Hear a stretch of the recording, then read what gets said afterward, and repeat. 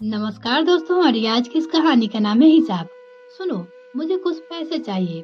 पीहू की किताबें आनी है। कहते हुए विभा ने अपने पति प्रवीण को ब्रेकफास्ट सर्व किया। खर्चे की बात सुनकर प्रवीण का मुंह बन गया और वो फटाफट अपना ब्रेकफास्ट फिनिश करने लगा। तुम्हें हर महीने खर्चे के लिए पैसा देता हूँ, मगर उसके बावजूद भी तुम हर वक्त पैसे मांगती रहती हो। अभी 1 तारीख को ही मैंने तुम्हें 25,000 रुपये दिए थे। उसी से पीहू की किताबें भी ले आओ, अपनी पत्नी से बोले। मगर प्रवीण, वह पैसे तो तुमने महीने के घर खर्च के लिए दिए थे, उसमें भी कुछ ही रुपए बाकी है।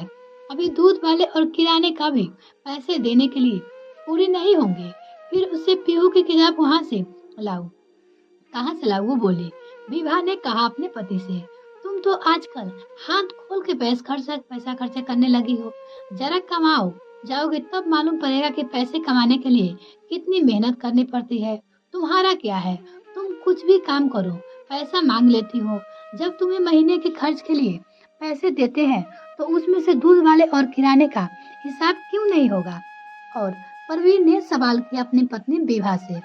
परवीन की बातें सुन विभा चुप गई। तुम तो ऐसे कह रहे हो जैसे मैं तुम्हारे पैसे बचाकर अपने मायके भेज देती हूँ। तुम्हारे घर परिवार के खर्चे की पूरी नहीं होते तो मैं क्या करूँ? इस महीने पापा जी की तबीयत ठीक नहीं थी, तब उसी घर खर्च में पैसे से मैंने तुम्हें दवाई और जांच कराने के लिए 5,000 दिए थे।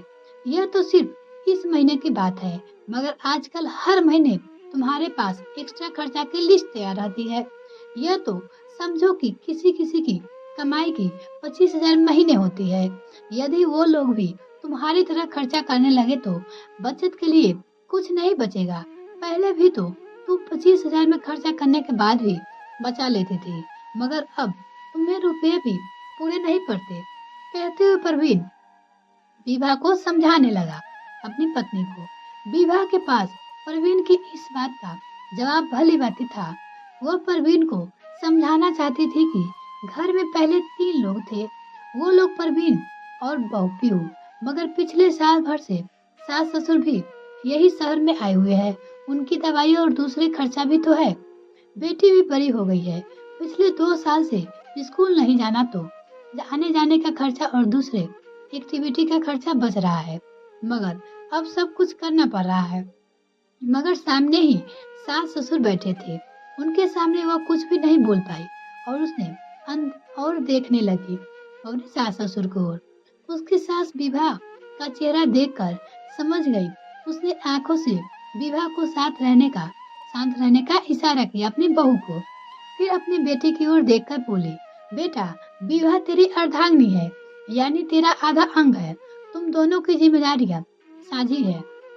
यदि तुम घर परिवार के लिए पैसे कमाते हो तो विभा उन पैसों का सदुपयोग करके घर को भली भांति संचालित करती है। तुम इस तरह पैसे के लिए उसे समझाइश क्यों दे रहे हो? क्योंकि गृहिणी का तो पहला काम बचत करना होता है। और पिछले 1 साल से जब से यहाँ आई हूँ, विभा को कभी फिजूल खर्ची करते नहीं देखा। माँ की बात सुनकर परवीन को गुस्सा और तेज हो गया। माँ, आप फिजूल खर्ची की बात करती हो?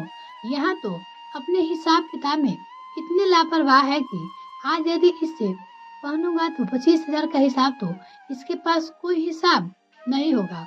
10 बार कहा है कि जो भी खर्चा करो एक डायरी में लिख कर रखा करो, ताकि हिसाब मिलाने में आसानी रहे।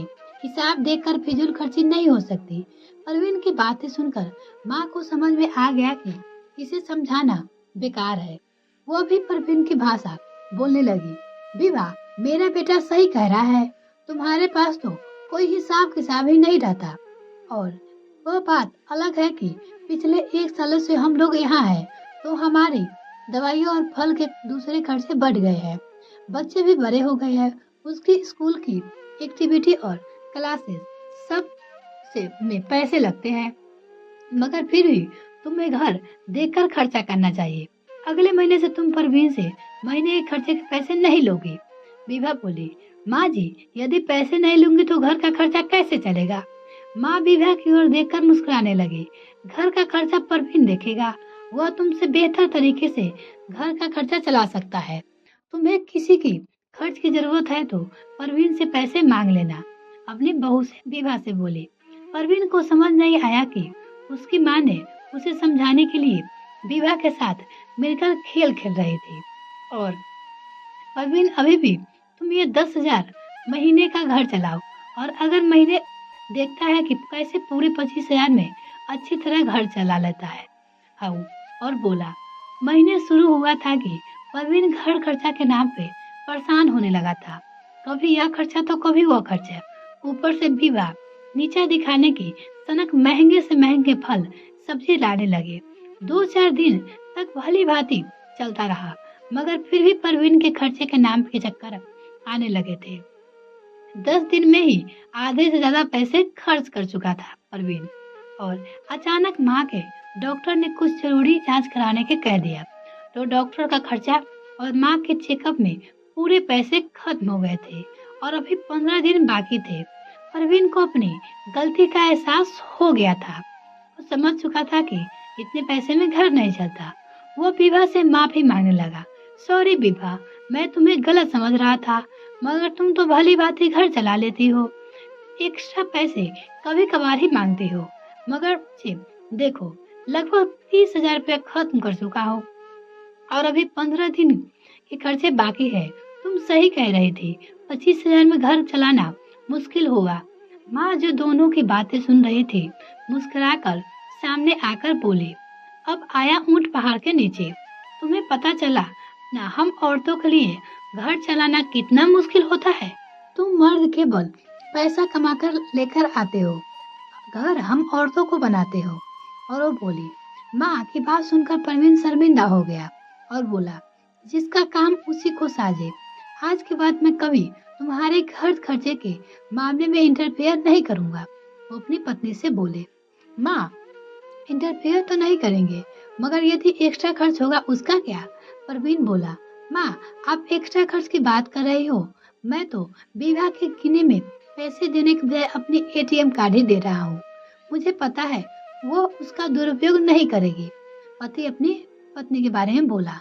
माँ विवाह की ओर देखने लगी, मगर फिर हिसाब किताब का क्या? मेरी बहू तो हिसाब किताब की कच्ची है। सास अपनी बहू के बारे में बोली।